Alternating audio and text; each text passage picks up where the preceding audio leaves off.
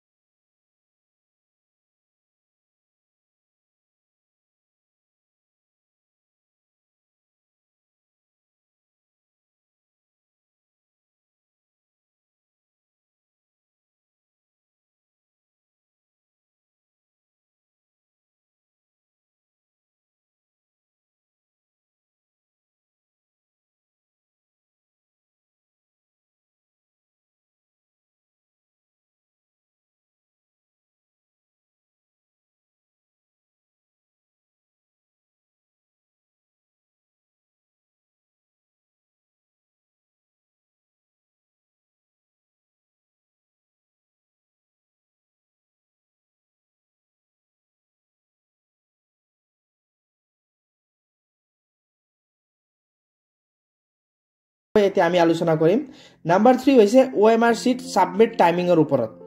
প্ৰথম মই কৈ দিওঁ যে চাৰিটা সাবজেক্টত এবাৰ OMR শীট দিয়া হ'ব, ইংলিশ, ম্যাথ, সায়েন্স আৰু সোশ্যাল। তোমালোকৰ যেহেতু প্ৰথম এক্সামে ইংলিশ আছে, এইটো কাৰণে ইংলিশত প্ৰথমতে তোমালোকে OMR শীটটো ক্লিয়াৰ, OMR শীটৰ কেনেকা ফিল কৰিব লাগে, এতিয়া কেতিয়া জমা হ'ব, এই বিষয়টো ক্লিয়াৰ হৈ যোৱাটো খুবেই জৰুৰী। তো মই তোমালোকক ক্লিয়াৰ কৰি দি আছো। এতিয়া প্ৰথম তোমালোকে OMR শীট ফিল আপ কৰিবলৈ আৰম্ভ কৰিব লাগিব। যেহেতু এতিয়া তোমালোকৰ সময় কিমান দিয়া হৈছে 90 মিনিটস, অৰ্থাৎ 1 hours 30 minutes, 1.5 ঘণ্টা। টোটাল এক্সাম তোমালোকৰ 3 hours হয়, মানে 1 hours 30 minutes OMR শীট কাৰণে দিয়া হৈছে আৰু 1 hours 30 minutes ডেসক্ৰিপটিভ এনসাৰ মানে 2-3 মাৰ্কছৰ কাৰণে কৰিবলৈ দিয়া হৈছে। তো তোমালোকে যদি ভালকে চোৱা তেনেহলে তোমালোকৰ 1 hours 30 minutes ভিতৰত 45 MCQ সলভ কৰি কিনে ইনভিজিলেটৰ ছাৰ তাত তোমালোকে জমা দিব লাগিব। অৰ্থাৎ নহলে ছাৰে তোমালোকৰ আহি পৰা 1 hours 30 minutesত কালেক্ট কৰি কিনে OMR শীটটো জমা লৈ ল'ব। কিন্তু তোমালোকে এটা খুব মন দি শুনিবা, যদি তোমালোকে 45 MCQ সলভ কৰিবলৈ যদি তোমালোকে 1 hours 30 minutes লগাই দিয়া ইংলিশত, তেন্তে হয়তো ইফিনে 2 মাৰ্কছৰ যোনটো আছে 45 মাৰ্কছ কৰিবলৈ ডেসক্ৰিপটিভ এনসাৰ, এই কৰিবলৈ কিন্তু তোমালোকৰ সময় অলপ কম হ'ব পাৰে। এইটো কাৰণে যথেষ্ট চেষ্টা কৰিবা যে 1 hoursত তোমালোকে পাৰাপক্ষত 1 hoursত MCQ খিনি কমপ্লিট কৰি দিবা। এইটো মেথৰ ক্ষেত্ৰত অলপ এক্সেপশনাল আছে, কিন্তু বাকি সায়েন্স, ইংলিশ, সোশ্যালত তোমালোকে 1 hours ইজিকে কমপ্লিট কৰিব পাৰিবা। আৰু যদি 2 hours তোমালোকে ডেসক্ৰিপটিভ এনসাৰত দি দিয়া তেতিয়া খুব ভাল হ'ব।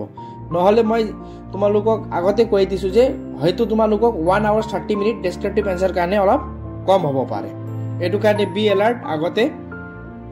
আৰু ঠিক এনেধৰণে ভিডিও যদি প্ৰথমবাৰ আজি ভিজিট কৰিছে তেনে চেনেলটো সাবস্ক্ৰাইব কৰিব।